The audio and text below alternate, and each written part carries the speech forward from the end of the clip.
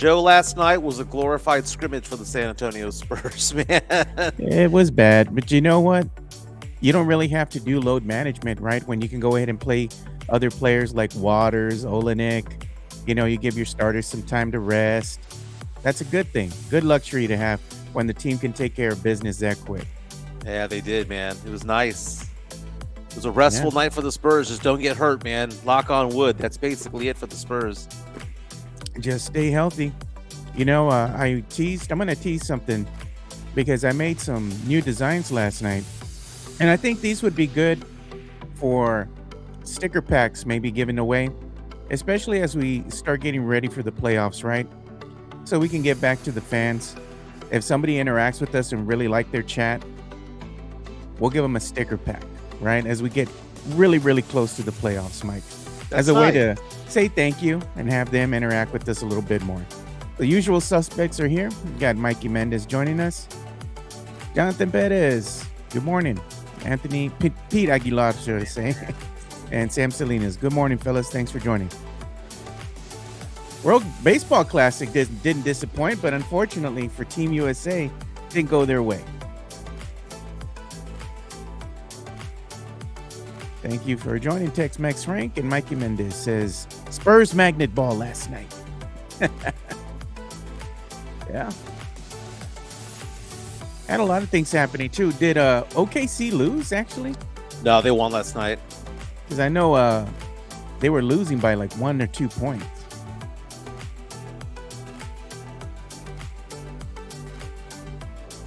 Spurs magic number now, I believe, is 2 games to go ahead and get into the playoffs. But they need, I think, 6 wins. So.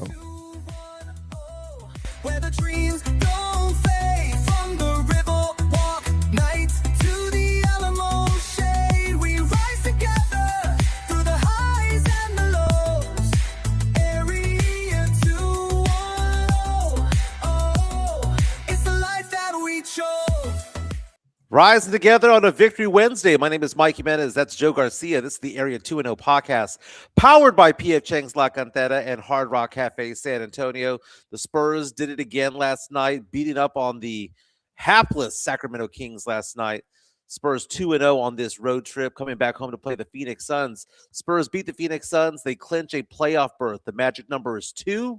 A combination of 2 Spurs wins and 2 Suns losses gets the Spurs into the playoffs. Again, they've already made the play-in, but the playoffs is the top 6 seed, right? So the Spurs just need 2 to happen. Guess what? They play the Suns next. That's boom, 1-2. Knockout. Spurs win at home their next game. Spurs are guaranteed a top 6 spot in the playoffs. Last night, Oklahoma City clinched their first playoff berth, the first playoff berth of the season, rather. Spurs had a record 25 3-pointers last night made. It was a game in which they played a team that is actively trying to tank, that had 2 of their best players sitting out. And it was a great game for the Spurs because they didn't have to play their guys 30, 40 minutes. We saw a lot of Lindy Waters last night, Joe. We saw a lot of Kelly Olynyk and all of these guys coming out. Harrison Barnes getting some run. Spurs go off for a big victory last night, scored more than 130 points. And Spurs are now 51 games, 51 wins on the season, 51-18 on the year. Wemby says he wants to get to 60 wins, Joe. They had to go 10-4 when he made that declaration. Now they have to go 9-4 the rest of the way. Spurs with one of the easiest schedules up ahead.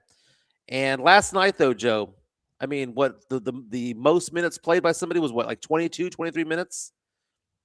It was nice. It was nice. I mean, like I said, they didn't really have to play their starting players quite a bit. So it's kind of like a load management without, directly saying they're not playing tonight. Just roll back the minutes because you don't really need them out there. Like Vic only played, I believe, 22 minutes. De'Aaron Fox, 22. Castle, 21. Carter Bryant, 20. I mean, that's not really normal for them. They play a little bit more than that. Right. But then you look at some of the usage that other people had, and, it was better. Like Luke Cornett played 19. Kelly Olynyk, he played 14 minutes. So you had some of your other bench players get out there and get some run. Either way, the Spurs ran away with it. 132-104 was the final score. 25 made threes was the story of the game. Spurs were really hot from beyond the arc. So when your shots are falling like that, it's going to be an early night for the Kings. Yeah, most definitely. The Spurs shot 52% from three last night. You saw 4 3-pointers go down for Harrison Barnes, the Toyota Corolla, with a big night. Julian Champagny knocked down 5 3-pointers. Wemby knocked down two. Castle had one. Fox made 3 3-pointers. Lindy Waters made 3 3-pointers. Keldon Johnson made two. Carter Bryant made one. And Jordan McLaughlin made one. As a team, 25 for 49, Yeah. 51 and change percent on the night. Shot 52% from the field. A great night for the Spurs, getting the victory 132 to 104. And again, the Spurs moved to 51 and 18 on the season. Still 3 games behind Oklahoma City in the loss column Yeah, for look at that how number many one players spot. were in double digits last night, Mike. It's quite a I few. know. Let's count them. 7 right there, man. Led by Wemby with his 18 points. Again, didn't have to play more than 22 minutes. They played less than 2 quarters apiece. But we saw a lot of players get some run. Bismack Biyombo, 9 minutes. Lou Cornett, 19. Jordan McLaughlin, 5. Dude, Dylan Harper looked good last night. 20 minutes played, 15 points, 6 of 9 shooting, knocked down 3 of 5 3-point attempts. Big night for the Spurs. We'll talk about what's next in a moment. Last night, Joe, I was at this sports bar that also does like crab legs and crawfish and all that stuff. Yeah. Chica wanted her crawfish. We didn't get there till 9 o'clock, which was the perfect time because when we rolled up, the second half of the UT game was going on. UT and March Madness. It was the battle of the 11 seeds Oh yeah. to advance into the big dance. UT with a dramatic victory, a controversial victory at that. We'll talk about that in a moment, but it was nice, Joe. I was sitting there with 3 screens. To my right was the Spurs game against the Kings as tip off was just going off. To my left, we had the UT game, and up middle in the big screen, Joe, we had the World Baseball Classic between Team USA and Venezuela. A very dramatic game. Bryce Harper hitting that 2-run homer in the 8th inning got everybody in the bar chanting USA, USA, USA. And And then Mike what was saying happens? Venezuela, Venezuela. I'm Yeah, so supporting the Mexicans. in our That's a cop out, Mike. Mexicanos play for both Team USA and Venezuela, and you're oh my god. Chicanos, Latinos. No, it was funny because Chica and I were there watching this game, and Venezuela comes back to win this in the 9th inning. And I know I'm an American, and I know this wasn't Mexico playing, but I like the underdog aspect of it all, man. The American players, where they had all these prep leagues and they play on nice fields. You go to the Dominican Republic, you go to Puerto Rico, and you see what they play on, Joe. It's third world baseball fields, right? Coming from poor And backgrounds and whatnot. yeah, Not the life that Aaron Judge lived or Bryce Harper lived, right? So, courtesy of Fox, we're seeing the highlights of the final pitch there as Venezuela beat USA 3-2. So I looked at Chica as we're watching the 9th inning, and I looked at her and I said, "Babe, who are we cheering for here?" Because everyone's chanting USA, USA, USA, Team Latino. and she goes, "I like the Latinos." So I was like, Oh "Okay, God, let's dude. do that, man." I hate Aaron Judge with a passion, dude. There's no baseball player I hate more in all of sports or in all of baseball rather than So now Aaron Judge. a Venezuela national. Oh no, man! I like cheering for the underdog, man. I don't know. It is what it is. I mean, look at the end of Rocky You you, Four. Even the you like Soviets, to cheer for even the Soviets anybody cheered that for wins. Rocky at the Whoever end of wins, one. that's your team. Oh, they won. That's my team. I'm like, oh my, come on, man. Chris Gonzalez on our chat, Chancla. powered by PF Chang's like that. It says Aaron Judge is the James Harden of the baseball world. Nice, nice. I just I saw a bunch of rich entitled baseball players, and I saw a bunch of baseball players that came from the sticks, that came from poor backgrounds, that had to like bring their families along and all of that stuff. And I looked at it and I thought to myself, the ones born on second base or third base are the ones that had to fight their way into the MLB. That's what I thought when I saw it. By the way, I did see that according to ESPN today, everyone seems to love the WBC, right? Yeah. It was played in Houston. The quarterfinals and semis were in Houston, and the finals was played in Miami. Everyone seems to enjoy it, right? Because it's kind of, it's like an all-star game of all-star games, right? Kind of like the NBA all-star game had Team World against Team USA. Well, Yeah. this is, against Venezuela against Dominican Republic against whomever. There is now a push, Joe, to make this be part of All-Star Weekend. What are It's your thoughts on interesting. that, Joe? So again, right now we have a baseball All-Star Weekend that has gone to sleep. No one cares Mm, about baseball All-Star Weekend, right? You have the home run derby that everyone yawns about. You have the yeah, All-Star game, which I mean every team has a representative, and that's nice and all. But how do you spice it up a little bit? And this would be it. the way that they say that they spice it up is have one night be the home run derby, the next night be the semifinals, both games of the WBC, the next night be the actual MLB All-Star game, and then the final night be the WBC championship. Winner take all.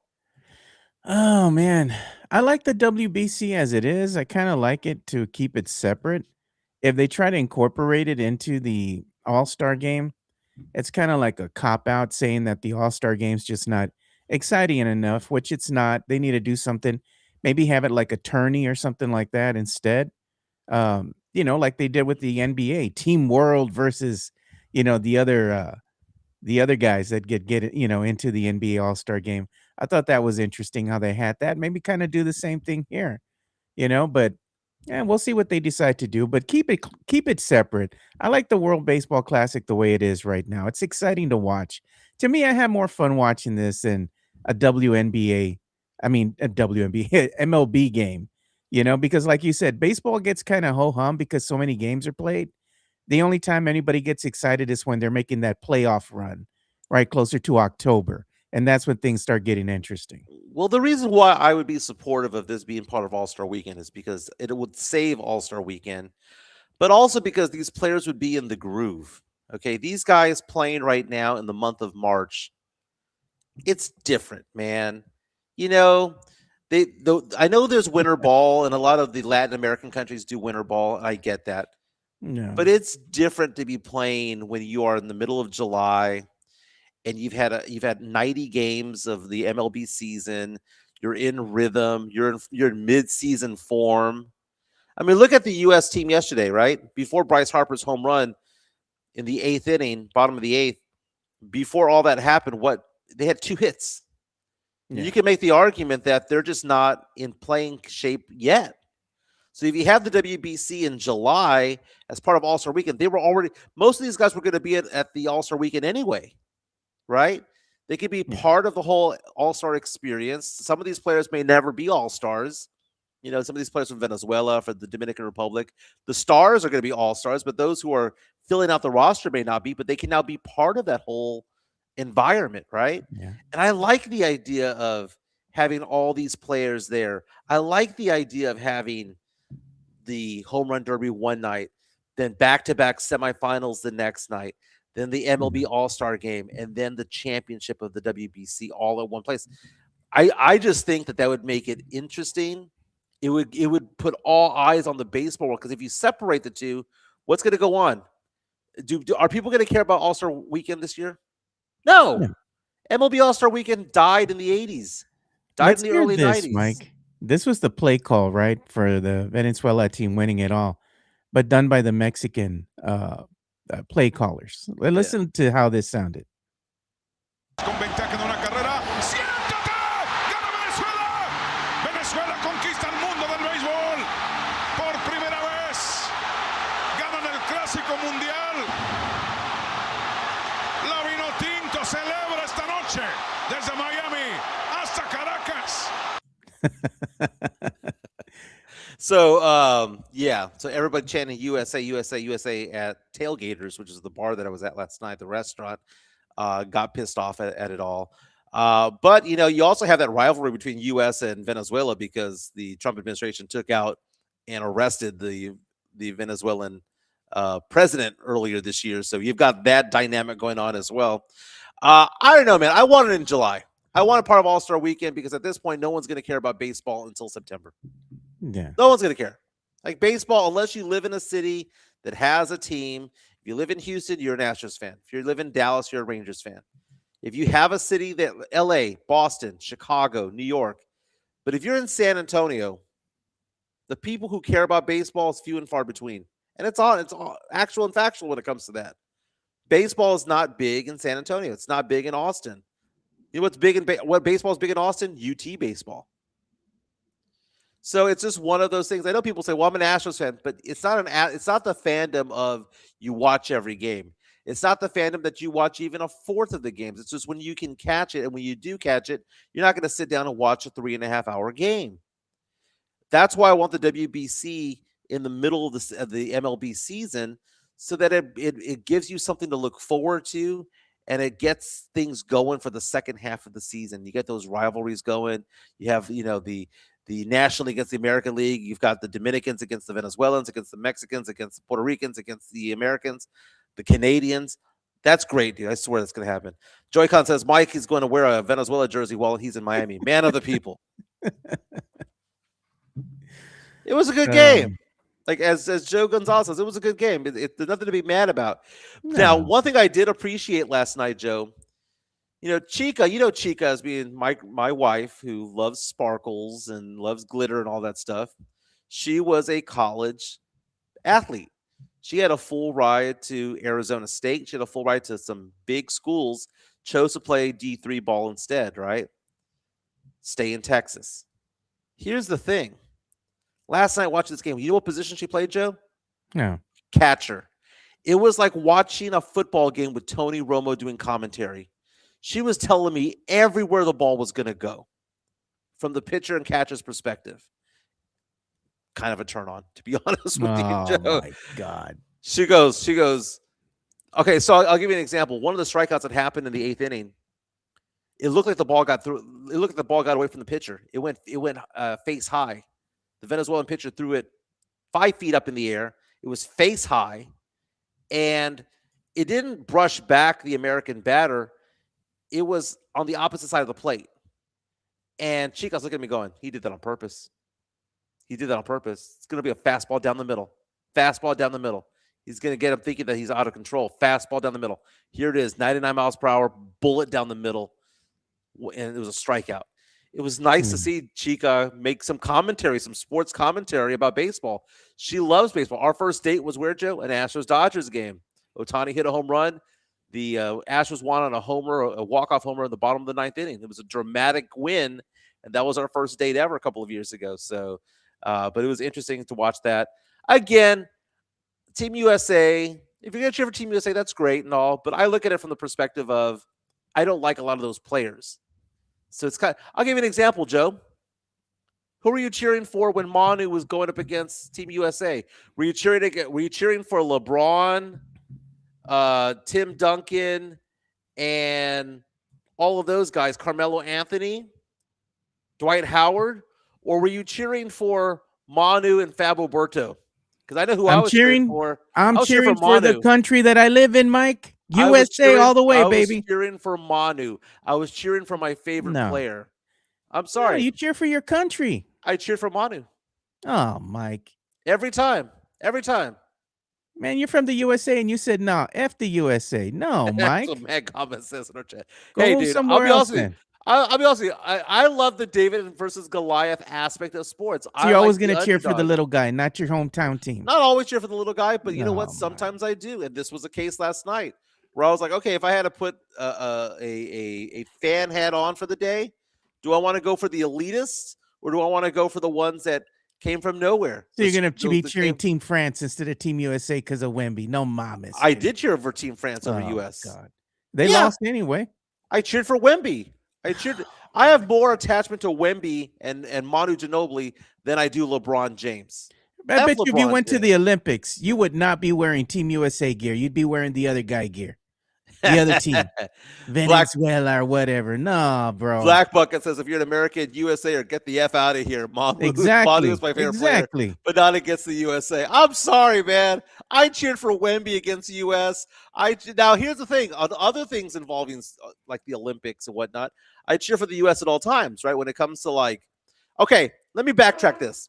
All right, backtrack this, okay? If it's ice skating, if it's curling, if it's track and field, if it's swimming, if it's I don't know what's that sport where they go skiing with a rifle. If it's that, USA. But if it's against these baseball players or basketball players making $50 million a year, F them. They're not the normal amateur sport athlete out there that represented Team USA. They are professionals playing what should be done by amateurs. So yeah, is it going to be if it's figure skaters, Team USA, baby. If it's Michael Phelps swimming, Team USA all day, every day.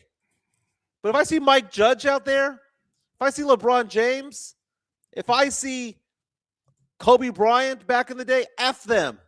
I don't care. I'll go for Wemby. I'll go for Manu Ginobili. No, bro. Team USA, man. Come on, Mike. Nah, dude. Those aren't those are just elitists playing ball, dude. F No. them. F Aaron Judge, dude. I'm sorry, dude. I'm not gonna cheer for Aaron Judge. Bryce Harper. Mike Schwarber. Judge. Come on. Did I say Aaron, right? Mike Judge. I know who Mike Judge is. You know, Like I've watched Office Space and Beavis and Butthead a They're lot. making fun of you, dude. They're making fun of you, Mike. Come on. You know what you get? You get the chancla for not rooting for your own country. Alex Torres with a great comment here saying, no wonder TSA always pulls Mike to the side.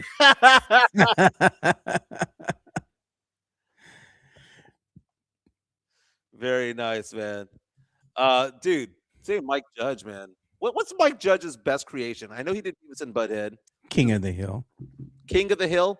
Or was it the movie Office Space? Because I would argue that Office Space is one of the most classic movies of all time. One of the best cult classic movies of all time. Yeah. No, I think King of the Hill was probably the best one that he's done so far, too. I mean, that was pretty funny, you know, because even in Beavis and Butthead, when that came out, you had Hank Hill featured in there as a neighbor, you know? Joe, what would you do if you got $1 million? I'll tell you what I do. I know what I do. And I tell you exactly what I do if I won $1 million. I would spend a small portion of that on buying a small piece of land and building a house there. And the rest, I would actually invest that so I could do what? Make more money. And if you want to make more money, you know who you got to call? You got to call Miguelito. Give me a call, baby. 210-508-0369. 210-508-0369. We talk investments. We talk insurance. Last night was actually kind of interesting. I had a client call me yesterday and say that they needed to put more into retirement, but they've already maxed out everything. They already maxed out their 401k. They maxed out their IRA. They want to know what to do next. That was a conversation piece I had yesterday with somebody. Give me a call, 210-508-0369. If you have questions about life insurance, long-term care, disability, things like that, you can also reach out to me, 210-508-0369. Been doing it for 20 years, baby. Mexican Junior says, Mike Judge has done a ton of great things. King of the Hill. He's talking about Office Space, Idiocracy, Silicon Valley. Idiocracy was a great movie. You try to explain what Idiocracy is, and they're like, well, it's the life that we're living now, you know, told 20 years ago. Yeah. I love Office Space. I threw you that question about what would you do if you had $1 million? Yeah. That was a reference to the movie Office Space. Samir answered it wrong. You know, he was like, I'll tell you what I do. I would put $500,000 and give it to Lotus Technologies, and I would go off and buy all these mutual funds and ETFs and all that stuff. And they're like, no, it's supposed to tell you, because whatever you say is what you should be doing for a living, right? Office Space, great movie. Mario Cavazos answered it correctly. Joe, what did he say? 2 at the same time. You know what? I'm going to go ahead and show something here real quick as we're, you know, talking here and just having a good time. Yeah. I made these things here, right? So I made these designs, old Skybox cards, right? So they're done in the style of an old Skybox, old retro-based basketball card, but with our modern players, right? Like this one has Stephon Castle on it. We have one with Devin Vassell, De'Aaron Fox, Luke Cornett with the infamous pose. That's the one. And then we have El Wembeyazo, Victor Wembanyama. So what I'm going to wind up doing with these designs, and you all tell me what y'all think. I think what we're going to do is turn these into like stickers, right? Like a sticker pack. And we're going to give these away as we get closer to the playoffs, right? For the best take of that day, you know? And if you have a good take, we'll go ahead and give you a sticker pack. We have them already ready to go in the mail, you know? put the what do you call it, the stamp on them, send them off, right away. Just have the packs ready to go, and that way we can go ahead and give something back to the fans.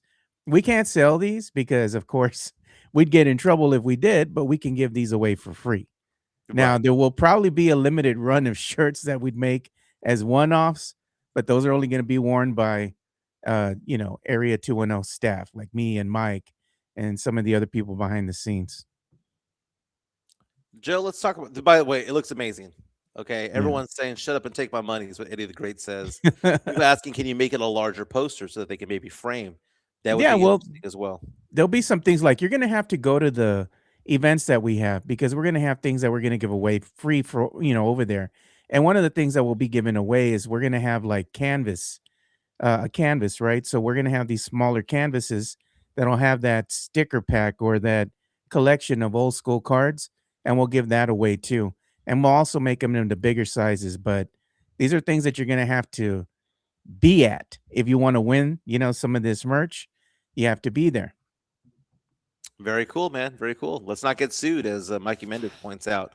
But No, it's great. We're doing this as fans. We're just doing this as fans. We're not selling it, telling them at all. just giving it away. Well, we don't tell them, Mike, because we're not making a profit. Right. Spurs since February 1 have been 19-2. And one of the games that they lost, Wemby did not play because he was load managed. Spurs are now 51-18.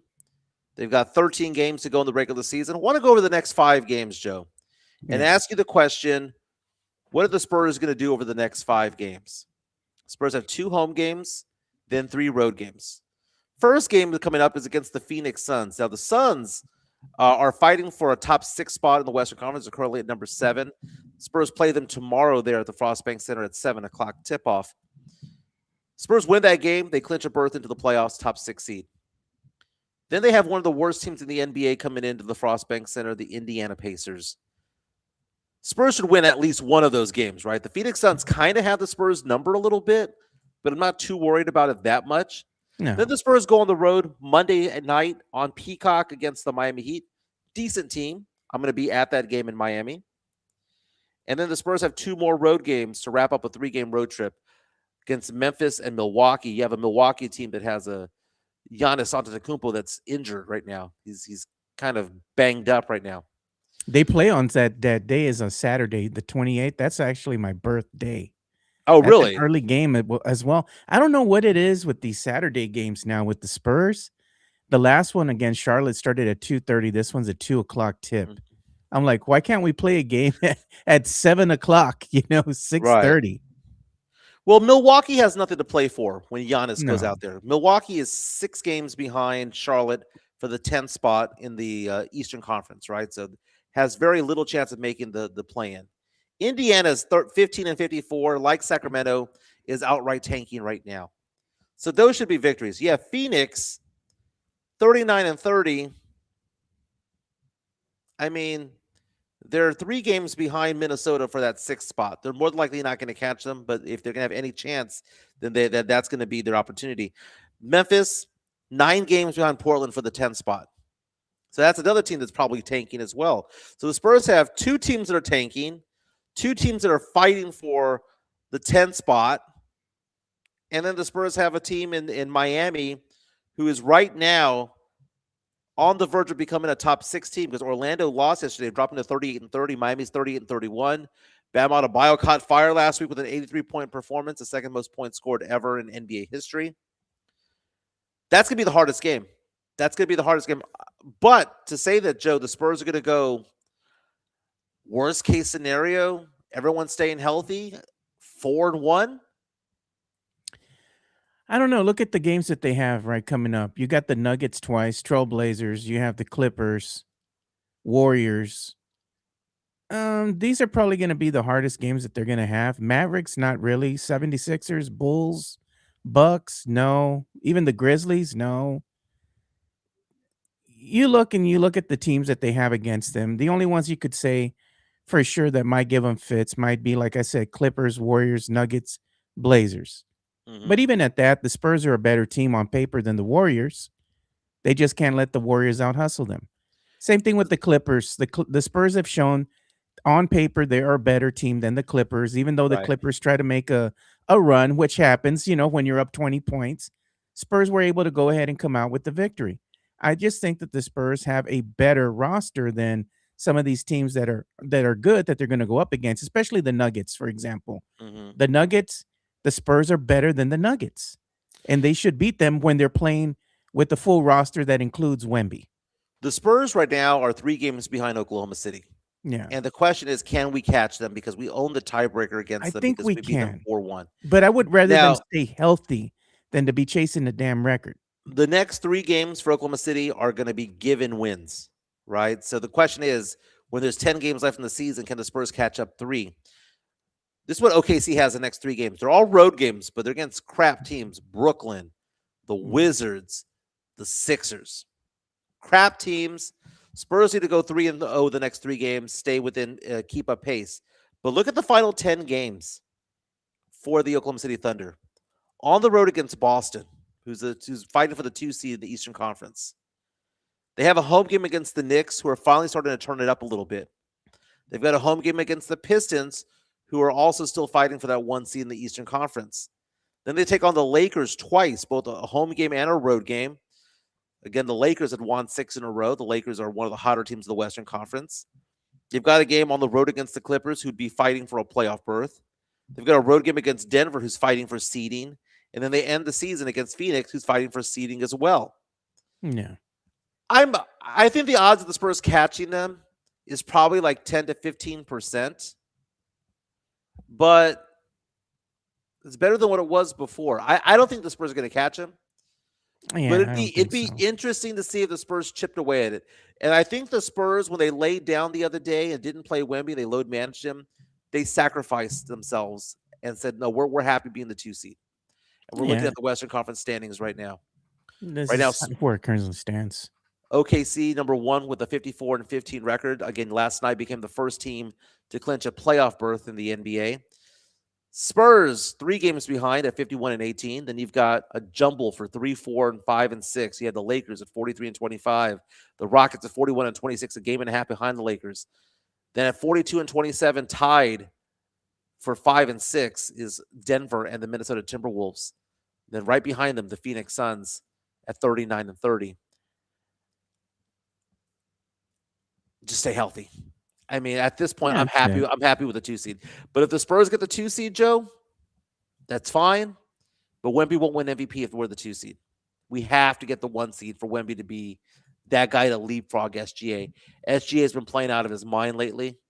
I know he had a bad game over the weekend where he barely got that 20 points, but he's been playing out of his mind. I don't think the Spurs have what it takes yet because we fell behind too much. We gave away that game last week, but I don't know, man. I'm happy with the 2 seed, dude. I'm happy with the 2 seed. But we're gonna be the home court advantage for 2 series. But do the Spurs have a guy on the team that's willing to go ahead and block a shot with the shoe? I saw that yesterday. Was that a technical foul? I think it was. He was called for a goaltend and a technical foul. Like, that's bro, funny. Why would you do that? What would make you think, let me pick up my shoe and then try to go ahead and block this brother with it? That's a hateful team, man. Like, he could have really hurt him, Mike. Come on, man. Like, oh, he's not gonna hurt him with a shoe. I mean, come on, Mike. That's dumb. We've been hit with chanclas before. I've seen just about everything in an NBA game, but I have never seen a guy block another brother with the shoe. Those aren't Red Wings, man. Those aren't Red Wings. Hey, No.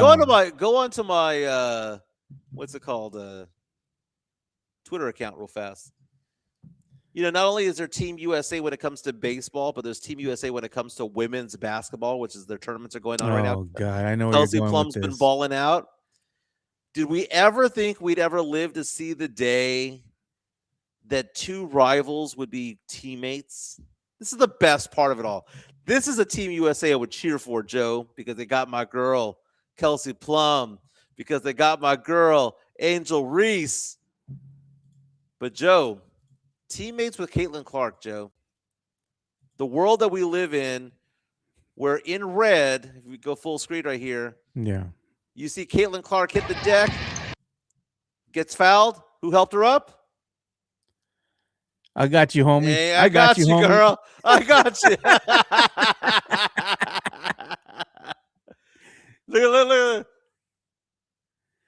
Caitlin Clark assisted Angel Reese. High five, low five. Dozens of people in the stands for this game. Oh, God. Things that you thought would never happen, Mike. Oh, my God. Okay, so last night, the other big game was UT trying to make a run to the NCAA tournament. It's interesting because it used to be that they'd have 64 teams for the tournament, but because people were on the bubble, they now have like 4 11 seeds or 8 11 seeds or something like that. Or now they have an extra 11 seeds and they have extra 16 seeds and they have to fight for, like Howard advanced yesterday. Texas, though, advanced to the round of 64, if you will, as an 11 seed. And I have on there, Joe, the dramatic victory, the game-winning shot with the second to go. This is courtesy of CBS Sports and the NCAA tournament. But let's see here. This is against NC State, tied at 66 apiece. And 15.7 seconds left. 15.7 seconds left, but the bucket was made with 1 second to go, right? But it was a controversial ending when it comes to it all because did you see what happened to the assistant coach of UT?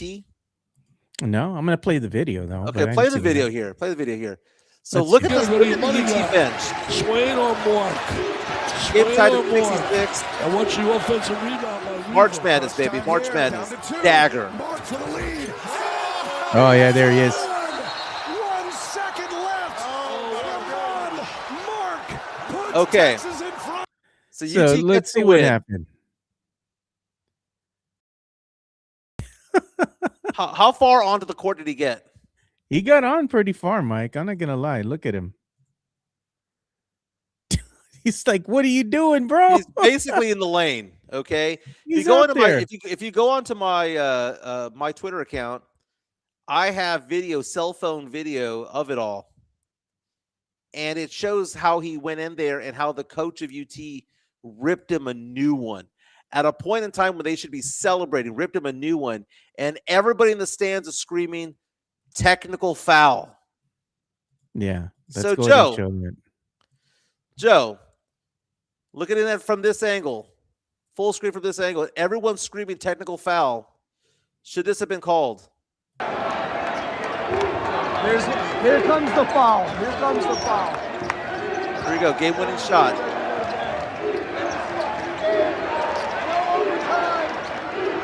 I want OT so bad.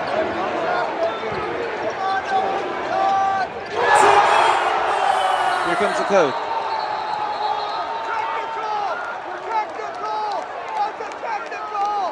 Technical.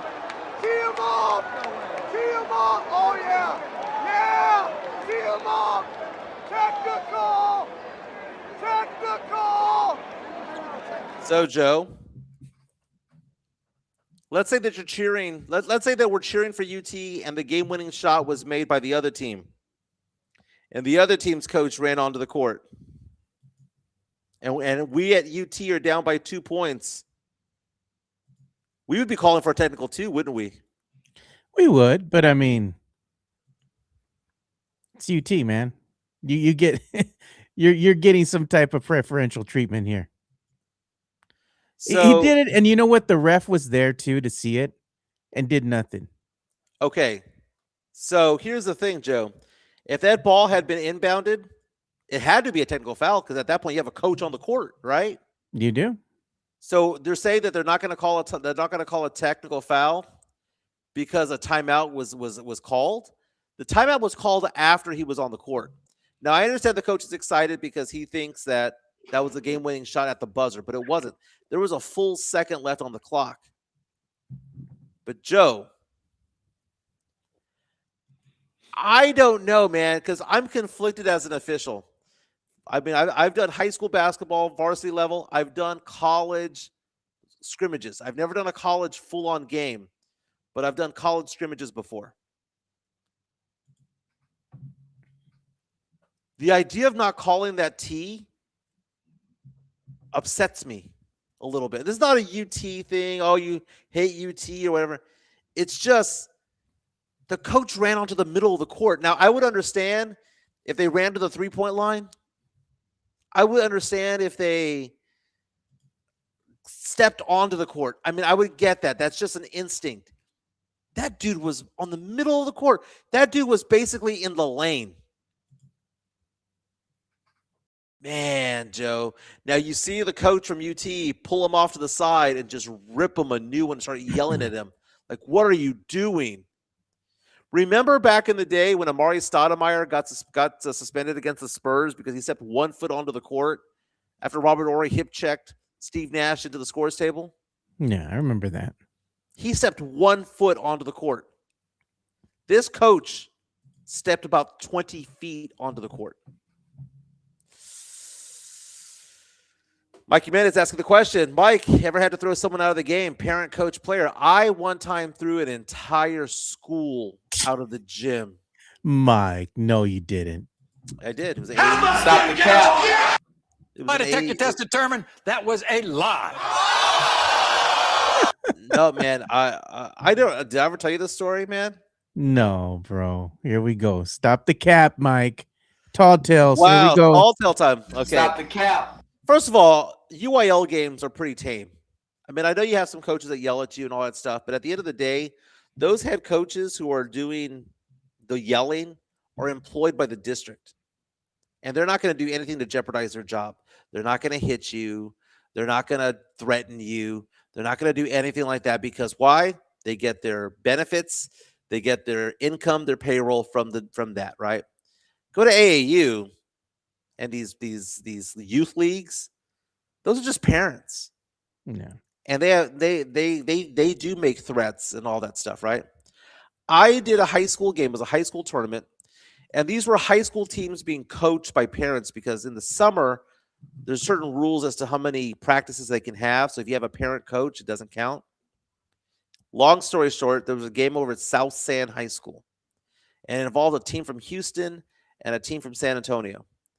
And long story short, there was a player that went down with an injury and the ball went the other way, right? So the other team, so whenever that happens, what you end up doing is you just foul the player to stop the clock, right? Now, if we thought that player was really, really hurt, like he had a broken leg or something, we'd stop the game. We'd stop the game immediately, just officials timeout, right? But in that case there, he just came down a little bit hard, and I didn't think anything of it. So it's going the other way, 5-on-4, and the play keeps on going on, and then I look back, and there's a parent and a coach on the court.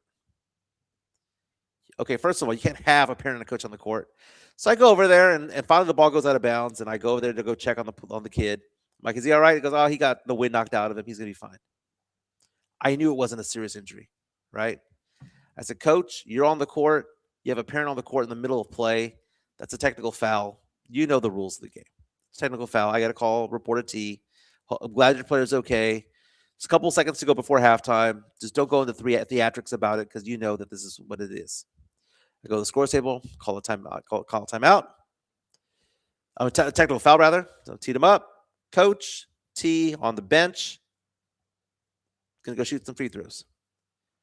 The coach goes into theatrics. Oh, my God. Even though I had told him a minute before that why I was calling the T, even though I told him that, he was like, understood that he went to theatrics, right?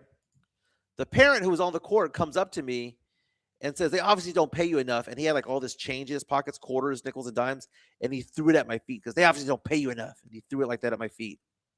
I blew my whistle and I said, get the hell out of the gym. I called the cops over. I said, SAPD is on its way. I called the administrators and I said, this team from Houston and their parents need to be on the bus and on the way down I-10 in the next 5 minutes. They're out of this tournament. Get out. And I did. And every single tournament game that was being played stopped until they were off the premises. What school was it? It was some team from Houston. I don't know. I always have problem with teams from Houston, dude. The Houston team's always. And now that you're a Houstonian yourself, you'll be like, fuck Houston, dude. I'm not a Houstonian. No, bro. You're Conroe Mike now, man. That's like saying, oh, you're from San Marcos? Oh, you're a San Antonian. No, you're from San Marcos. No, you say it right. You're from where? San Marcos.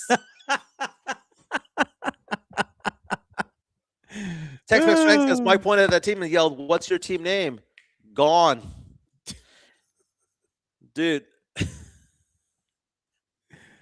I love officiating, dude. And I don't like being petty, but it is what it is. No, but you do 14, 15 years. You have the worst games to officiate are AAU. They're entitled jackasses, which is why I cheered against Team USA, because they play AAU versions of baseball. It is what it is, man. Hey, let's go ahead and talk about the NBA Power Rankings. They just released them from CBS Sports.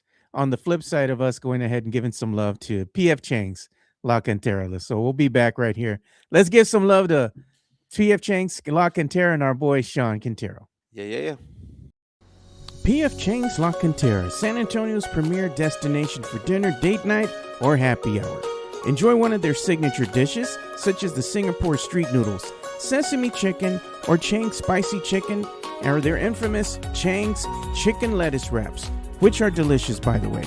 You can enjoy all this while you're dining in an Asian-inspired atmosphere. And make sure to enjoy the new outdoor patio and try some of PF Chang's signature cocktails and drinks during happy hour, Monday through Friday from 3 to 6 p.m. PF Chang's La Cantera is a proud sponsor of the Area 210 podcast. Right, they have those $8.99 cocktail specials going on right now. The Jade Margarita, one of my favorites. The Long Island Iced Tea. Chica loves the Lychee Martini. Yep. Also likes Lemon Drop Martini as well. Lots of great drinks out there. And again, it's Wednesday, which means it's half off prices of bottles of champagne, half off bottles of wine. It's called Wednesday Wines Day. Go hang out at PF Chang's La Cantera with Sean Quintero because the weather's going to be nice this weekend. Go hang out, watch some of the games outside. I'm sure they're going to have the games on during the in the bar area as well. Go check out PF Chang's La Cantera. It's on the Nordstrom side of the La Cantera Mall. Great place. Again, they have valet parking in the front. If you're going to be taking it to go, they have parking there specifically for dine out, for takeout, for PF Chang's. Go hang out with them and go tell Sean that the Area 210 podcast sent you. As Jason Garcia, it's not only Wednesday Wednesday, it's Victory Wednesday. It is Victory Wednesday. Mm-hmm. One of our friends here had went to PF Chang's yesterday, friend of the show here. So that was great that you all got to go out there and experience PF Chang's. I don't know if Sean was there yesterday. I think he might have left before they arrived. But either way, thank you for going out there and supporting one of our sponsors of this show. Very, very cool. Joe, what do you want to get into next, man? You were talking about power rankings. Let's get into the NBA power rankings. CBS Sports just released their power rankings here. And of course, to nobody's surprise, they have OKC number 1. And you have the Spurs at number 2 right now. And surging up the ladder here, up 2 spots, the Lakers. They have the Lakers at number 3 right now. But the Lakers are still kind of frauds, man, because they don't have a very deep team. If you don't have a very deep team, you're not going to make a good run in the playoffs. You're going to get out pretty quick, Mike, because you have to have some depth. You can't just have a good starting 5. Because the starting 5 can't be out there 48 minutes in the context of a playoff game, because you're going to get tired. Going down a spot here, you have both the Celtics and the Nuggets, which the Celtics are 4, Nuggets are at 5. Number 6 right now, going up 2 spots, is the Knicks. They're climbing up. The Detroit Pistons, they moved down a spot to number 7, as did the Cavaliers. They're at number 8. Okay, so let's talk about this real fast. Yeah. The Pistons are number 7, right? Pistons are with a record of 49-19. The number 1 team in the Eastern Conference is 7 in the power rankings, according to CBS Sports. Power in the 7 in the power rankings. Now, I understand that they're 5-5 in the last 10 games, but still, I mean, come on, man. They're the 1 seed in the Eastern Conference, for crying out loud. They have the Lakers. Knicks. The Lakers have won 9 out of 10. They've won 6 in a row. Luka Doncic has been averaging 35 points per game the last couple of weeks or so. So they're finding a rhythm, right? You are right, Joe, in the sense that they have no depth, and that's going to be their Achilles heel. But give props to where it is. Some team had to be the 3 seed. And the fact of the matter is, Joe, I would never predicted the Lakers being the 3 seed. But somebody's got to win it. I would have said, oh, that's probably going to be Denver. Oh, with it's got to be Anthony Houston. Edwards now or maybe being Minnesota. hurt. Yeah. what is that going to do with Minnesota? At one time was up at number 3, right? So now you got the Lakers at number 3. Minnesota's went on the decline a little bit. Now that Anthony Edwards is out and probably going to miss a couple games here or there, is that going to make Minnesota in danger of going ahead and slipping all the way down to the play-in tourney? Well, there's 3 games separating Minnesota from Phoenix. So that's a high hill to climb for 13 games left in the season, especially considering the Spurs play the Phoenix Suns tomorrow night, and that's going to be more than likely a loss for Phoenix. Look at the way that the things are stacking up right now for the Spurs in the Western Conference, because it's looking more and more like LA is going to be the 3 seed. I know there's only a game and a half difference between them and, say, the Rockets, but the Lakers are catching fire at the right time. So you're telling me, Joe, that the Spurs' path to the Western Conference Finals is home court advantage against the Phoenix Suns and home court advantage against the Lakers. Either of those teams scare you? Either of those teams scare you, Joe? No, the only team that really does scare me would be a matchup against the Timberwolves with the healthy Anthony Edwards. That's the only team that would scare me. But look at what Oklahoma City has to face. Oklahoma City would more than likely have to face the Clippers, which, I mean, they'll beat the Clippers, but the Clippers are scrappy. And then they'd have to take on the winner of Houston and Denver. You know it's going to be Denver. Houston doesn't have a point guard, and they're not going to be a very deep team. Right. Maybe the Western Conference isn't as scary as we thought, Joe. I used to be scared of the Rockets. Used to be, but not anymore. They're not the team that they once were, and the Spurs have proven that they can dispatch the Rockets when healthy. What the Spurs have figured out is with no Fred VanVleet, they can attack the ball, and they can also body up. They could put Castle's body up on Kevin Durant and harass him that way. Yeah. They found the winning combination. Then they realized that Sengun is a B, man. He's just a bitch out there. So just go out there and just muscle him around and push him around. The Spurs have figured out the Rockets. The Spurs figured out the Lakers. The Spurs, in some respects, have figured out the Oklahoma City Thunder. Again, if Jalen Williams comes back and he's healthy and he returns to form, that's going to be a little bit different, a little bit more difficult. But the Spurs have a lot of winning combinations. There's only a couple of teams the Spurs don't do well against. The Spurs don't do well against the Knicks. For some reason or another, we don't match up well against the Knicks. For some reason or another, we don't match up well against Dylan Brooks. Aside from that, and Draymond Green, but there's a really good chance we're going to avoid most, if not all, of that come playoff time. Yeah. Very, very nice. Jason Garcia saying there's an SAFC match tonight, so go ahead and make sure you check that out. And Myra's in the house. She's saying hi. What's up, Myra? And Sean Quintero's in the house, too. He's at work, but he had to log in and hit the like button. Thank you, Sean. Yeah. We appreciate you. Mikey Mendez says Fred VanVleet sucks. He's not moving the Rockets needle that much, man. He doesn't suck. B, just because he talked crap about Pop and crap back in the day doesn't mean that he sucks. He's actually a pretty good point guard. And you cannot have a team out there without a point guard. Look at the Spurs. Remember when the Spurs had number 10 playing point because we didn't have one? How good was that team, right? Not good. Reed Shepherd cannot play point effectively for the Rockets. So they don't have anybody that they can rely on to bring the ball up the court, set the plays in motion and whatnot. They have all the ingredients there. They're going to be better next year when VanVleet comes back from injury. Tony saying that I sound like Barkley because I'm saying that Castle can body up Kevin Durant. Chris Gonzalez says, just let Amen Thompson shoot all day long. That's basically it, man. Just if he makes him, he makes him. Sean Quintero's reminding us to hit the like button. Yeah, hit the like button, man. Hit the like button helps us get aggregated even better inside the algorithm on social media, man. Helps us get in front of more eyes. We greatly appreciate your all support. Hit that like button. People were saying that my story about the South San thing. Now, I did not say that South San was the team that they played against. It happened at South San High School, is what I was saying. Joe, Spurs are going to get to 60, man. Just go 9-4 the rest of the way. The way that things are stacked up right now, they're going to beat Phoenix tomorrow. They're going to beat the Pacers. And at that point, all they have to do is go 7-4 the rest of the way. I was watching Michelle Beadle's podcast on or highlights of it, and she had like those commentators on there, the former NBA players. I don't know which ones they were. They weren't like big star names or anything like that. Yeah. But she brought up the idea that Wemby wants to win 60. And whoever was sitting on the couch going, I don't know, man, what do they got to do? They got to go 10-4. That's a tougher. Who do they play? And then they rattled off all the teams that they're playing. He goes, oh yeah, they're gonna go get 60.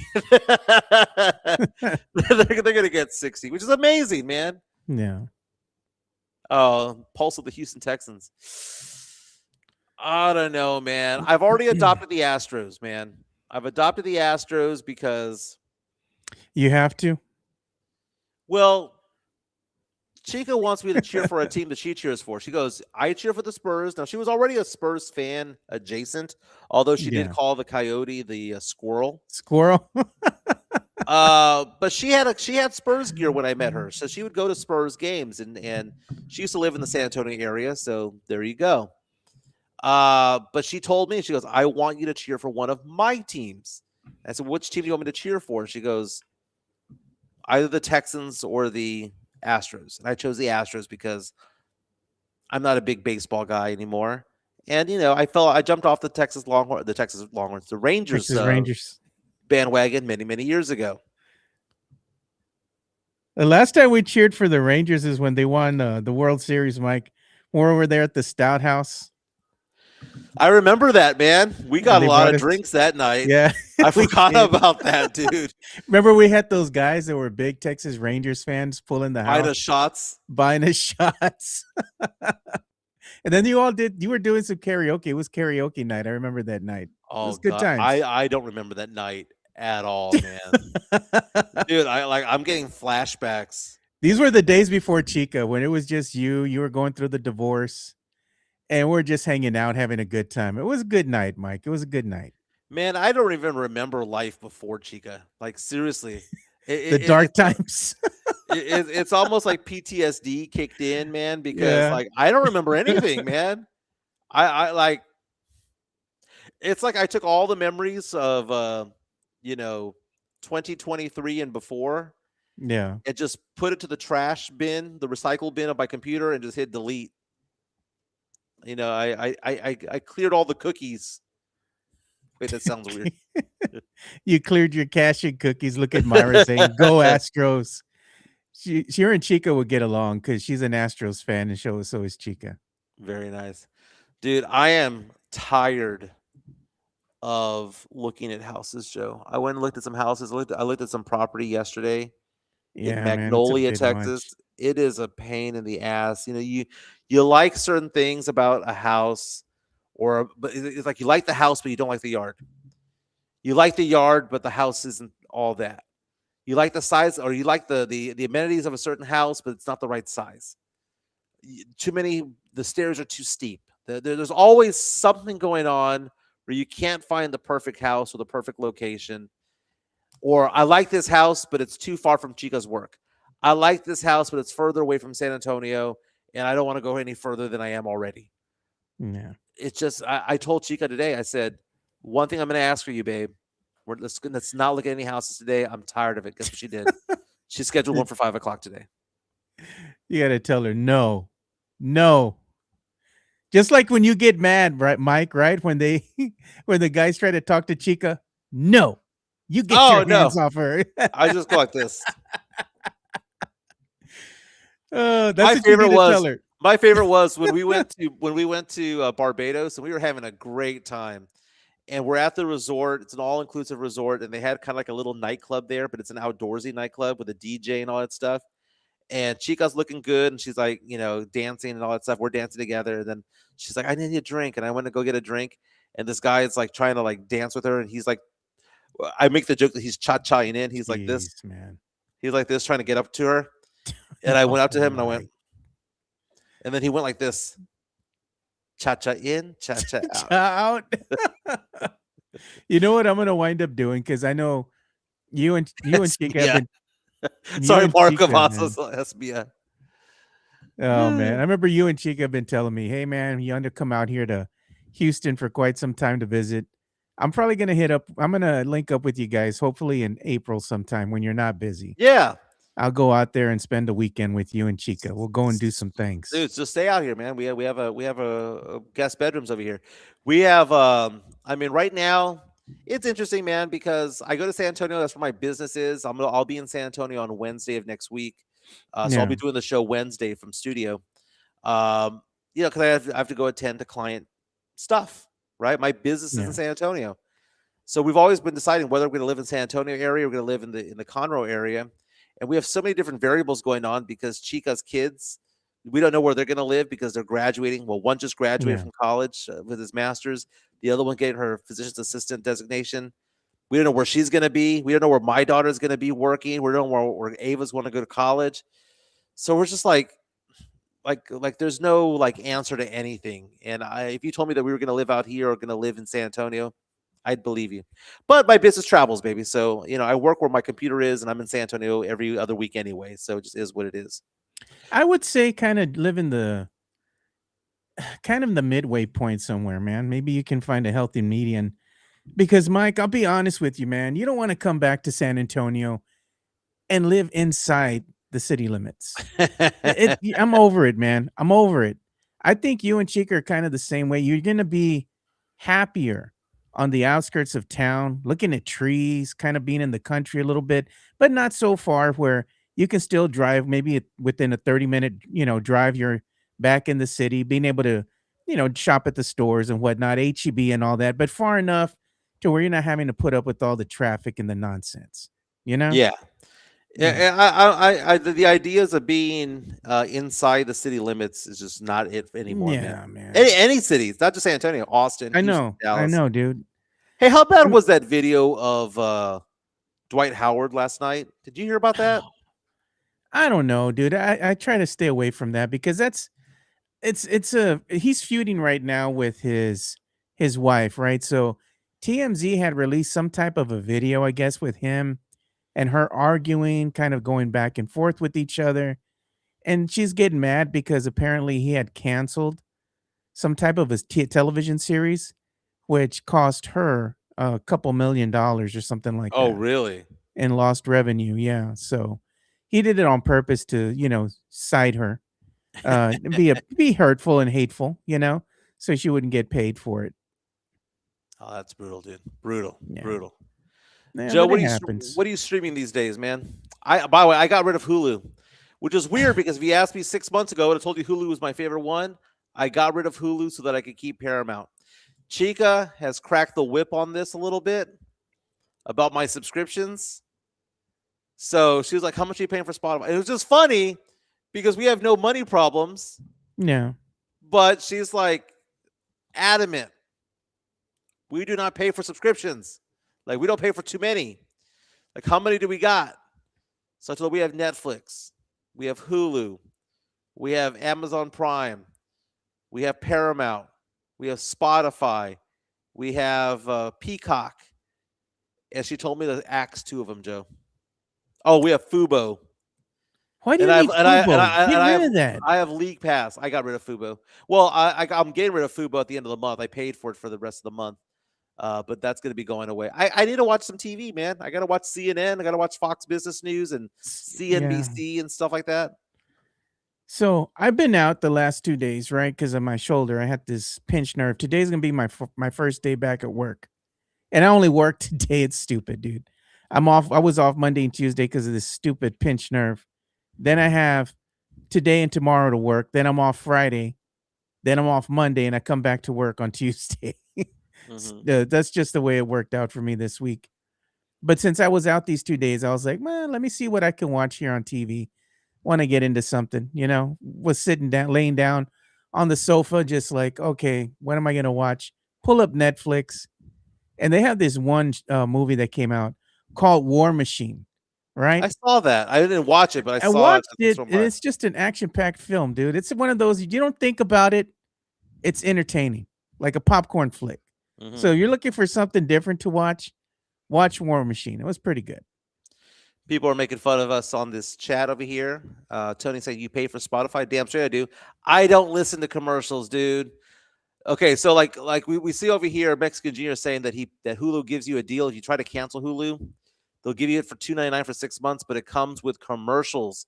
Yeah. Joe, I do not watch commercial streaming services, dude. That's for the peasants. It's Okay, for the poor.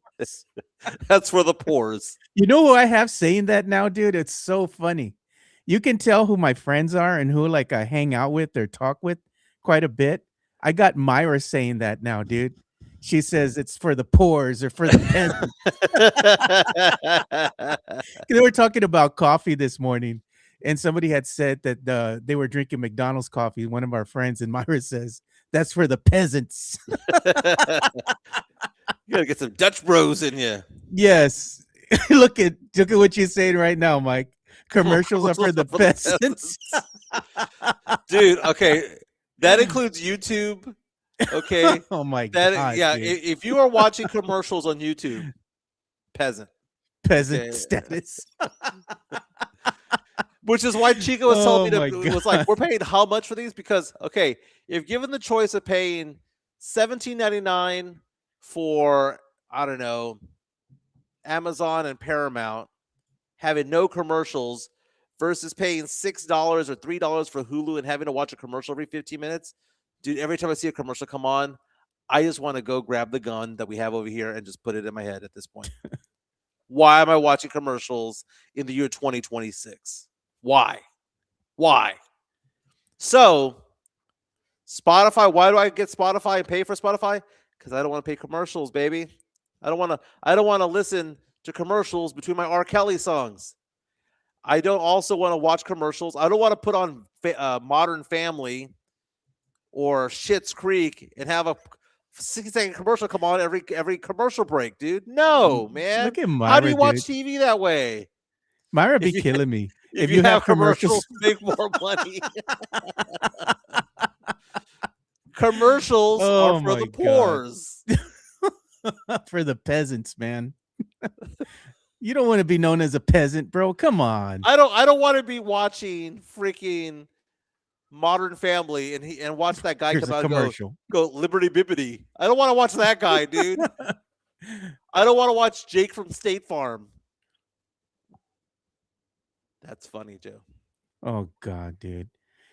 That's funny, dude. I pay for YouTube Premium. That's what Joy-Con Drift King is saying. Now, and the Get ones no that ads. the premiums I got rid of were I got rid of Hulu, I got rid of YouTube Premium, and I got rid of League Pass. So NBA League Pass, because this season's basically over, right? So I got rid of that. And then I'm getting rid of Fubo. So collectively, I got to tell Chica I cut off about $140 a month in subscriptions, and she was happy. Did I need to do it? No. Could I afford to have kept those? Yes. It's the principle of the matter. You know, one of the things that I've been trying to do is just trying to, look at my subscriptions as well and kind of figure out what am I going to keep, what am I letting go. And I got to tell you, the only things that I have right now, I got Peacock, I got the Paramount Plus, Netflix, because of course everybody needs Netflix, and I got Prime, right? Amazon. Those are the ones I got. And I also have something called Philo. And Philo, I use it because I watch other stuff on there that I really do like. And that's about it. That's it for me. And I get for free, I have HBO Max. But what's happened with the Warner Brothers property too is that Paramount bought that. So now Paramount is going to be assimilating HBO Max into its programming. They're going to kind of merge when it's made official. And now it's just going to be Paramount Plus, and they're going to have all the shows that they currently have on the Max, on HBO Max. So Paramount Plus is going to be one of the major players now, Mike. It is, man. It's good already, to be honest with you. Super Chat coming on in, baby. Money talks. Yeah, let's go ahead and play that. Money talks. Here comes the money. There you go. Jason says, I don't sit with the peasants. I don't do peasant things. No peasant commercials. That needs to be on a shirt. Peasants. The poor. It's for the poors. Chica likes the poors. She likes that phrase, by the way. I don't know, man. It's just one of those things where it just annoys me. It just annoys me. I have Peacock. I bought Peacock for Super Bowl coverage the other day in February, right? Because I'm here having a Super Bowl party. I don't know if I told you about this, but I had a Super Bowl party over here.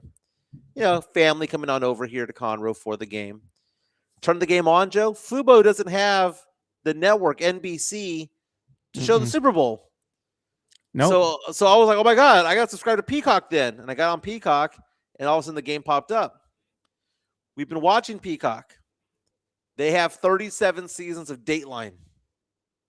Joe, Chica and I love Dateline. You're like, it's it.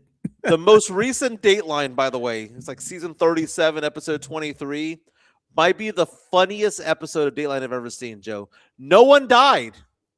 It was about a guy who was upset with his wife. He was a podiatrist in upstate New York, had 14 acres, a 14,000 square foot home with a gazebo on the Hudson River. All of that stuff. It was beautiful, Joe.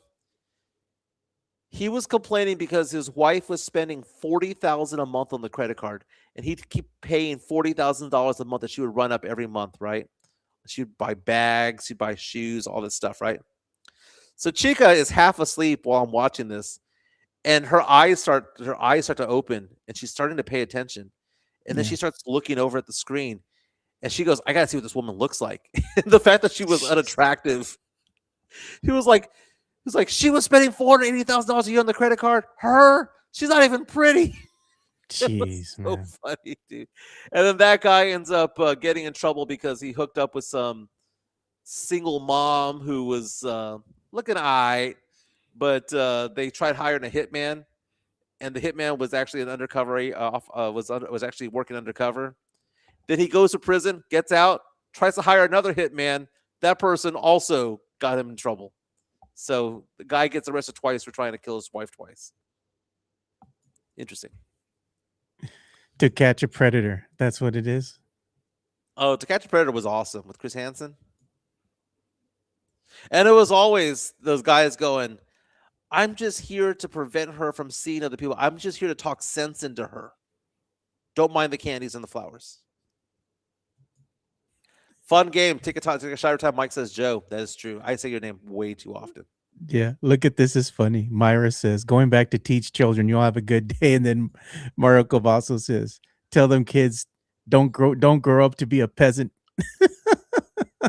Mama, don't let your babies grow up to be poors. Help a peasant out. Share your sign-on info. Which is funny, Joe, because one of our listeners is going to go off and watch, I don't know, Hulu later on today, and the commercial's going to come up, and they're going to think of us, and they're going to think to themselves, wait a minute, am I poor? If you have commercials when you're streaming, you're poor. Says Miguelito. No, you endorsed it, baby. You second that motion. Yeah, you don't want to have commercials come out, dude. That's lame, man. It messes with the movie experience, or you're watching a series or something, man, and you have a commercial in the middle. Like, no, man. Nah, man. That ain't it, dude. But you know one thing that did come out today, if you haven't seen it, go and take a look. New trailer was dropped today from Spider-Man. Spider-Man brand new day trailer has arrived. Same thing with Dune. Dune 3 dropped their new trailer. That's going to be coming out at the end of the year. I'm looking forward to that. I like the new Dune series that came out. I'm a fan of it. I have no idea what you're talking about. Although I do like myself a Spider-Man movie. Is it a live-action Spider-Man movie? Live-action Spider-Man movie. Who's Spider-Man these days? What's the actor? I forget his name now. Is it the one that's married to Zendaya? Tom Holland. Tom Holland? Yeah, he's married to Zendaya, yeah. I like Tom Holland, man. He was good. I liked it better than Tobey Maguire. You do? Yeah. I don't know. I like Tobey Maguire's Spider-Man too. Each one of them's had a different, unique take on it. Even Andrew Garfield's Spider-Man from The Amazing Spider-Man was pretty good. Now, what's that movie where they all came together? Where it was Andrew Garfield, Holland, and what's it called? Tobey Maguire. They all came together for one movie. What was that movie that was? I actually went to that movie. That was actually pretty exciting because I didn't know the reveal. Sorry. It's a 10-year-old movie. I can say it now. God. What was the Spider-Man movie? Because it was like this one's called Brand New Day, but the other one was No Way Home is the one you saw all of them come together. That was good. That was Yeah, fun. and that was kind of like a big deal because that's a movie that came to theaters right after they had, Tom Cruise had saved the theater by having Top Gun Maverick play in the theaters. And then I think it was either later on that year, I think it was right around the November, somewhere around the holidays. That's when they released No Way Home. And that was kind of a harken back to bring the moviegoers back into the theater. And everybody was excited when they went ahead and showed all the Spider-Mans on the screen. And they were like, they got to see Tobey Maguire and Andrew Garfield and Tom Holland all together. So you know how we've been saying Manu Ginobili's name wrong the entire time? Ginobili? Yeah. So I need to find out. I need to find the video. I'm posting it right now. This is by the New Orleans Saints. New Orleans Saints have a new running back. Yeah. We know him as Travis Etienne, right? Everybody knows him as Travis Etienne, right? I just posted on Twitter. He's actually going to say his name correctly. Let's see if we can show that video real fast. Now, the fact that they got him, Etienne, last year with the Jacksonville Jaguars had 1,100 yards on the ground, 7 touchdowns. He had 11 touchdowns 2 years ago. So now you have Etienne and you have Alvin Kamara in the backfield for the Saints. But this is Adam Schefter with the New Orleans Saints Post. He says, you may be saying my name wrong the entire time. Well, let's hear what he has to say, Mike. So growing up, it's Travis Etienne. So it'd be like Achane. And that's how you always said Travis Etienne. But when I went to college, I kept telling them my name like every day. And like after like 4 weeks, they just couldn't get it. So I'm like, man, it's Etienne. Like how you see it is how you say it. So and that's how that became. And it kind of took off because it was easy for the pronouncers to say it. I didn't have to just tell them. I didn't have to correct them every day to say my name.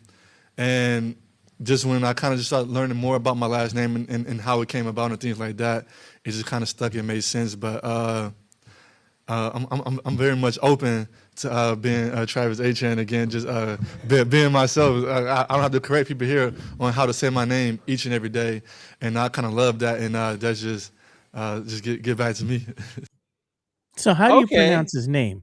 Etienne. Etienne? Everyone's been calling him Etienne since college. Like Manu Ginobili. It's not Ginobili. There ain't no Argentinian name of Ginobili. That's not a thing. I don't know, man. It's kind of funny that this guy's trying to take control of his name again. You know, I mean, saying, "Hey, you've been calling me the wrong name this entire time." What's that line from Coming to America? Mama call him Clay. I'm gonna call him Clay. His mama calls him Etienne. Etienne. I don't even know. I mean, the spelling of the name doesn't match. You know what I mean? Well, I mean, Jimenez is spelled with a J, so it just is what it is. I'm just saying, man. It's just there was a Jimenez last weird. night on Venezuela playing yesterday, pitching, and spells it with a G, Gimenez. My daughter makes fun of Francesca for marrying me because she has a very fanciful name, right? Francesca Antoinette, right? And she goes Jimenez. Like it doesn't go. These do not go together. Yeah, Mikey Mendez saying Reggie Miller won't stop calling Wemby Wembyanyana. That's funny. And also, it wasn't just Reggie Miller, but it was also Stephen A. Smith had a hard time pronouncing that name as well. Just say Wemby if they can't say Wembanyama. Wemby. It's a beautiful name, baby. Wemby. UTSA is an underdog by 54 points, you said, Joe? 54 points. That's what they were saying. Take it on UConn. And I'm going to look up the spread right now, Joe. Am I still on the screen, by the way? Yeah, you're on the screen. Okay, very nice. I'm looking up the latest odds of this game to see if you can actually bet on UTSA, Joe. And how much you'd win if they pulled off the upset. What are the odds? Of what? For UConn? Yeah. It's so high they didn't have it on, like, with the Vegas odd makers. Like, how much would you win? All that kind of stuff. Okay, so the spread is 54.5, but ESPN's BPI projection believes that UConn will only win by 44. UConn 34-0 in the season, 20-0 in the Big East, number 1 team in the nation. Money line off. I think that's the only game that the money line is Money off. line is off. I'm sure there's somewhere that you could bet, but more than likely there's probably going to be prop bets or something that they'll have open. Longhorns, their odds just came out. Let me see. Actually, the Lady Longhorns. The Lady Longhorns, by the way, coming out as a 1 seed, taking on Missouri State or Stephen F. Austin, the 16-16 matchup. I forgot the women's tournament's also going on right now too. Yeah, the women and the men's tournament going on right now. Joe, Spurs are nine games away from 60 wins. At this point, Joe, I think I'm gonna. What do they say whenever they have those doctors call the death, time of death? Time of death. I'm gonna do time of death right now of 11:25 a.m. I don't care about the 1 seed anymore. I think their path is better if they have the 2 seed. It'd be easier. But that's just me. And they stand pat, it'll be easier if they have the 2nd seed matchup wise, because if you're number 1 and you're OKC, I'm not saying that it's going to be a cakewalk. You're going to have some teams that'll put up resistance, and anytime you're in the postseason, the game gets a bit more physical, right? Everybody gets tired, more beat up. And if you already have nagging injuries and all that, that's something you're going to have to play through. It happens with everyone. But as a number 1 seed, your path is almost always harder. Right. You know? So I'm just saying, I think the Spurs can kind of get by at that 2nd seed and maybe go even further with depending on who they get matched up with, right? Even in the first round, it's probably going to be either they'll sweep or the gentleman sweep. You know, they'll give the team 1 game, get it done in 5, move on. But in the 2nd round, that's when things become a little bit more tougher. So to me, that's going to be their big test, and how well, again, they adjust to all these, things that happen to them in the context of the postseason. But being the 2nd, I think they can go as far as the Western Conference, Mike. Really. At this point, I'd be disappointed if they didn't get to the Western Conference Finals. I mean, because they have proven all year long that they've been one of the best teams in the NBA. They've proven that they have the depth, and if they're healthy, there's no reason why they shouldn't go far into the playoffs. I'm not saying that they're going to win it all. I'm not saying that they're going to win the Western Conference. Yesterday, Kendrick Perkins on ESPN came out and said that his prediction is the Spurs. I know Spurs fans hate Kendrick Perkins, but last night we're loving on him because he said that he believes the Spurs are going to actually be the ones holding the Larry O'Brien trophy when it's all said and done in June. By the way, Joe, I just realized if the Spurs make the NBA Finals, I'm going to be on my honeymoon that week. Yes, you will be. You're going to be in Spain. España. Spain and Italy, baby. So you're going to have to save up for that not the Spain, but the leather that's over in Italy, bro. You're going to come back with the belt or something. I know it. Because you can't buy a full-on like leather jacket or something and bring it back. It's a bit much to travel with. But knowing you, Mike, you're going to have some type of leather good that's going to be coming home with you from Italy. And I think you're going to buy a new belt or a new wallet or both. Joe, am I going to be watching games at 2 a.m.? Yes. At some bar in Spain? Yes, absolutely. You're going to be there taking a picture being like, God, I can't believe I'm out here at this hour. But you're going to enjoy yourself watching the game, especially if the Spurs are in the NBA Finals. You're going to watch some way, somehow. Greg says to pick him up a wallet. Like, I don't know what's real and what's not, man. How do you not just blow your financial wad while on vacation over there? Like, what is the burn rate of money on a 14-day vacation? You got to watch it like your envelopes, Mike. Remember how you do Vegas? The envelope, and you're going to tell Chica, when this envelope is gone, we're done for the day. Well, I mean, it's hitting us like a ton of bricks right now because Chica's like, Yeah. Hey, you want to go to Lake Charles? I'm like, no, we can't. We're going to Europe. Do you want to do this? No, we can't. We're going to Europe. So I've told her we can't do much of anything. Now, we're going to go see her daughter this weekend, right? We're going to go hang out, see our daughter on Friday. So we'll be there Friday through Monday. Yeah. That's one thing, right? Because that's spending time with family. We have a wedding that we're going to in California in April. That's family, right? Yeah. But the extraneous trips of let's go to Lake Charles, let's go to Vegas, let's go do all that. I think those are dead for about the next 6 months or so. Yeah, I'm gonna have So to go out there. Joy-Con And saying over under on the size listed on the belt, Euro XL ain't American XL. they're gonna Joe, go. You're gonna go into the store and they're gonna be like, "Yeah, we got a plus size right here okay. next door to us." So Joe, I mean, I know I've lost weight this year. Yeah. I'm still at the lowest I've been in 2 years and 3 years of weight Yeah. wise. But when we went to Barbados and I ran out of underwear, did I ever That's say the that funniest. story? Yes, that's the funniest story, man. They said plus size. So we're looking for we go to the grocery stores. We're looking at these boutiques looking for underwear for me, and I'm looking for my waist. Right? I'm like, okay, my waist is this 5X, Joe. Jeez. I'm an XL in the US, but in Barbados to them people over there, I'm a 5X. And when I put that on, Joe, it fit along the waist pretty fine. Yeah. But it just sucked in my thighs, man. It wasn't like a boxer brief. It was like a what are they called boxer briefs, right? The ones that are It was tight. just a little tight around the legs. It wasn't tight, dude. I had to like snip them up a little bit. It Jeez. was gonna take out all my circulation from my Size legs. 65. You know who we need to give love to? We need to give some love to the Hard Rock, man. Yeah, let's do it, baby. The Hard Rock Cafe, San Antonio is Riverwalk dining at its best. With great scenic views along with its amazing collection of rock memorabilia, there is something for everyone. Enjoy happy hour weekdays from 3 p.m. to 6 p.m. with $8 and $10 appetizers, $5 domestic drafts, and $6 craft import drafts at the bar only. Try some of the Hard Rock Cafe's legendary steak burgers, or my personal favorite, such as the grilled salmon or baby back ribs. Make sure to visit the third level and enjoy the DJ as you take in the city skyline. The Hard Rock Cafe is a proud sponsor of the Area 210 podcast. Very nice, man. All They do a right. fantastic job over there, Joe. But They Joe, do.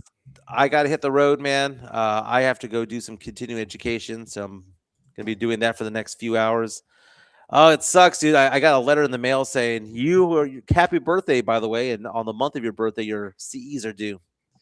So I have 30 hours of CEs to do. I'm 24 hours down, 6 to go.